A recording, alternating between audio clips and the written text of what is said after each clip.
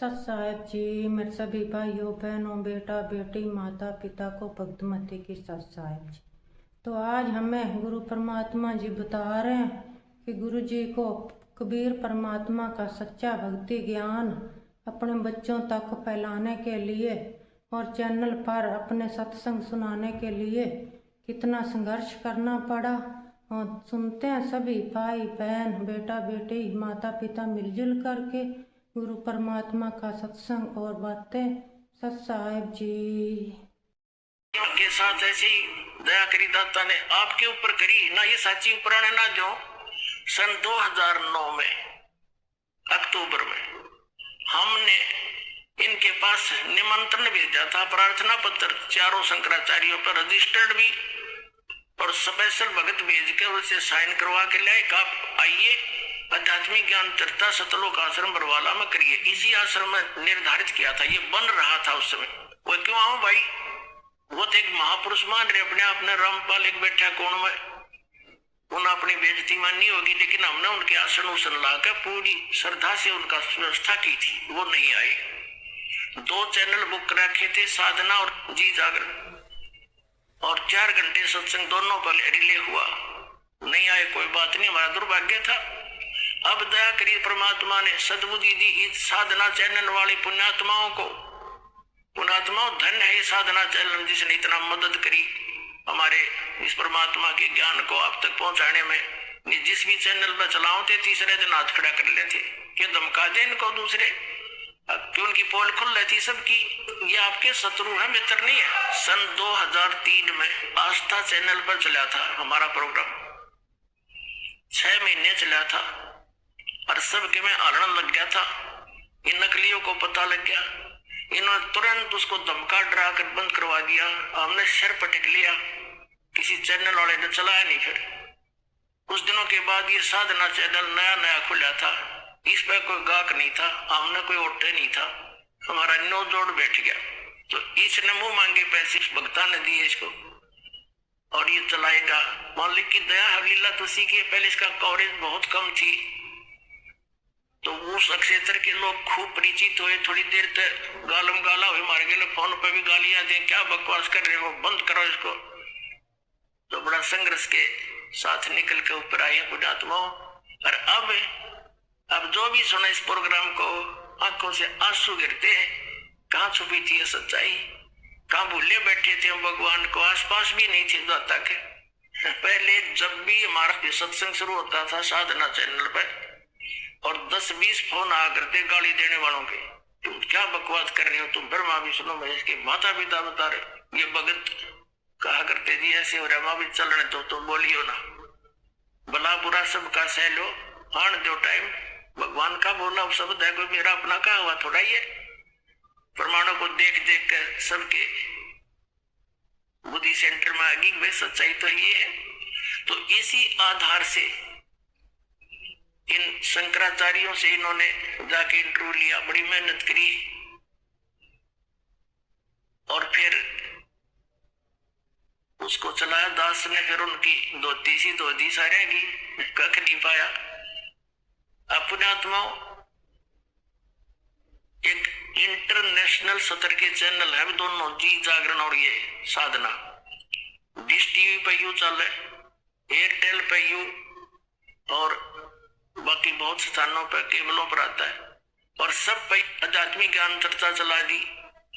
और उनके मुंह में जबान निरा सदमा सा हो गया, सब कहे सांस नहीं काटते। बोलो बताओ, या तो मैं गलत कह रहा हूं तो बताओ, रामपाल गलत कह रहा है, बताओ कितने तो जो गए सारे। कहते हैं तारा मंडल बैठ कर चांद बड़ाई खावे, उदय भया जब सूरज का स्यों तारों छप जावे। और ज्ञान सब ज्ञानड़ी कबीर ज्ञान सो ज्ञाने, जैसे गोड़ा तोब का अब करता चले मैदाने। अब ये सब मैदान छोड़कर भाग्य जितने संत हैं, बोलते क्यों ना, जवाब दो। तो इससे बुद्धिमान समाज समझ जाएगा कुछ दिन में कि कख नहीं इनके पास, और बुद्धिमता इन महापुरुषों की ये होगी, ये स्वयं कह दे भाई कोई बात ना। देखो वही सदग्रंथ है जिनको मान्य मानते थे, उन्हीं में प्रमाण दास ने दे दी। ये सच्चाई है तो इन्होंने भी कहना चाहिए इस बात को। और कोई इसमें हार जीत नहीं होया करती, हार जीत तब मूर्ख आदमी बना करे।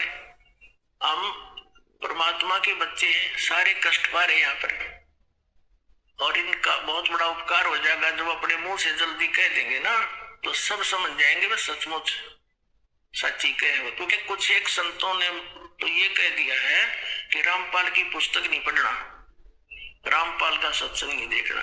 तो क्या वो मित्र है उनके? वो तो दुश्मन है। सबका सुनो सत्संग, अर्थ कंपेयर करो, सबके साथ तुलना करो, तो संत नहीं है। जैसे ईसा मसीह जी ने कहा था कि ये तुम्हारे जो गुरु है ये तुम्हें बहुत अच्छे लगते हैं, बड़े शरीफ दिखाई देते हैं, पर ये तुम्हारे दुश्मन है। ये भेड़ नहीं, ये भेड़िए है। तुम इनको भेड़ समझते हो, ये भेड़िए है, तुम्हारे जीवन को नाश कर रहे हैं। हरी नहीं बात था, उसको क्रश करवा दिया था।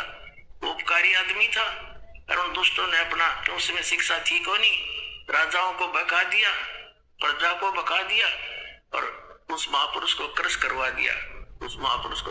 और वही तरीका दास के साथ अपनाया था करुणा कांड कराने के लिए। लेकिन अब मालिक का साथ था हमारे, और उसका वचन था, प्रमाण हमारे साथ थे, सीडी हमने बनाकर समाज में भेज रखी थी।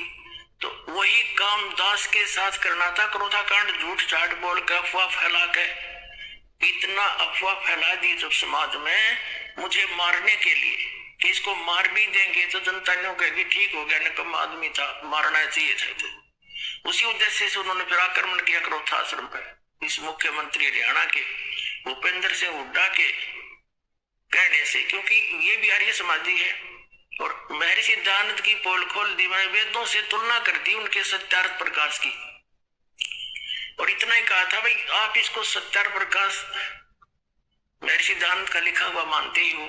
और ये महर्षि दयानंद कहता है कि वेद सत्य है, वेदों में जो लिखा है वो मुझे मान्य है, और इसके अतिरिक्त मैं किसी की बात को स्वीकार नहीं करता।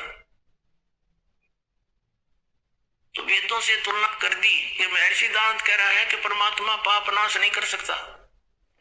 यजुर्वेद अध्याय नंबर 8 के श्लोक नंबर 13 में स्पष्ट किया है कि परमात्मा घोर पाप भी नाश कर दे साधक के। फिर भगवान के साथ जो पाप है नाश नहीं कर सकता, वो साबुन के साथ जो मैल नाश नहीं कर सकता, फिर साबुन भी क्यों कहते हैं उसको? ऐसे इसके ढेर सारे प्रमाण वेदों से कैंसिल कर दिया। ये कति शोध हो गया, इन आचार्यों ने पता चला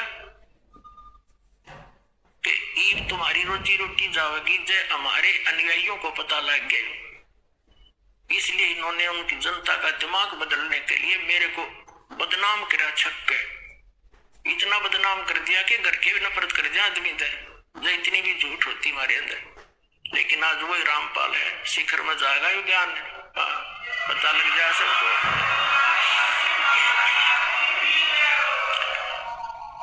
तो ये अब ये सफल नहीं हो सके। एक तो साथ कबीर समर शक्ति हमारे है, और हम कति सारी साची और प्रमाणित बता रहे हैं, जिस कारण से ये ईब सांस घोट के बैठ के ग्रहणीकृत पहुंच गए, आसपास भी नहीं है। आसपास का मतलब है जैसे आदमी के बारे में कुछ बात कही जाती है तो उत्तर देव अन्यों के देवे रामपाल ने यह झूठ बोल दी, तो हम तो उसका दोबारा उत्तर दें भाई नहीं देखो ये प्रमाण है, ये ठीक हो। इनके साथ तो वह बन गई। एक व्यक्ति बता रहा था, बोला हमारे गांव में एक भैंसा घनांडी पाक रहा था, और उसने गांव में कोई दूसरा भैंसा छोड़ा नहीं, उसको मार कूट कर सीमा से बाहर छोड़ के आया करता। पूरे गांव में अकेला था, बड़ा तगड़ा था। एक बार क्या हुआ कि ये हाथी लेकर आते हैं ना मांगने वाले, एक हाथी लेकर आ गए गांव में, और हमारे गांव में जोड़ खोज रखा था तालाब, उसमें बहुत गहरे गहरे गड्ढे बना देते थे गांव वाले मिलकर कि वर्षा होगी पानी ज्यादा स्टोर हो जाएगा। और वो भरा हुआ था, कुछ नहर से भरवा दिया था, तो फुल था वो सरोवर।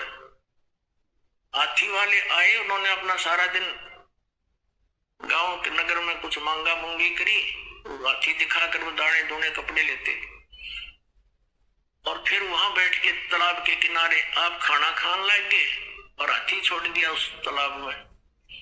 हाथी गहरा गहरा पानी था, उसमें खूब मस्ती मारा, उसके अंदर लौट गया गर्मी में।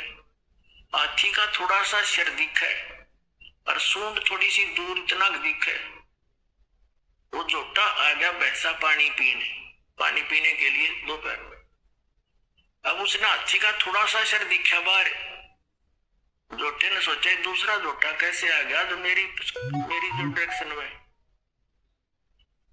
वो बता रहा था कि वो जोटा चला पानी में उस हाथी की तरफ, तो अब इसको मारो टक्कर, अब इसको करो ठीक। हाथी ने भी देख लिया कि वो आ गया तेरे निकट। हाथी उस बाहर निकला, उस खड्डे से एकदम बाहर खड़ा होगा। वो जोटा नो देखा और उसके मुंह पर मारा पानी, फर सूंड में रखा था। वो जो बता रहा था कि वो जोटा वहां से दौड़ा था सपेट को सुती स्पीड से, और 3 किलोमीटर 4 किलोमीटर हमारी सीमा है दूसरे गांव की। उस सीमा से पार जाकर उसने पीछे मुड़ के देखा तो और गांव के लोग नो देखे भाई इसका कोई पीछे भी नहीं लग रहा। अरे इतना कुत्ता बाजा क्यों जा है, सीमा पार कर गया। तो पता लग गया कि ऐसे ऐसे बन गई ठंडी गेला। तो पुण्यात्माओं दास ने सारा हाथी दिखा दिया इनता ही। अब ये पता नहीं कहां जाकर डटेंगे।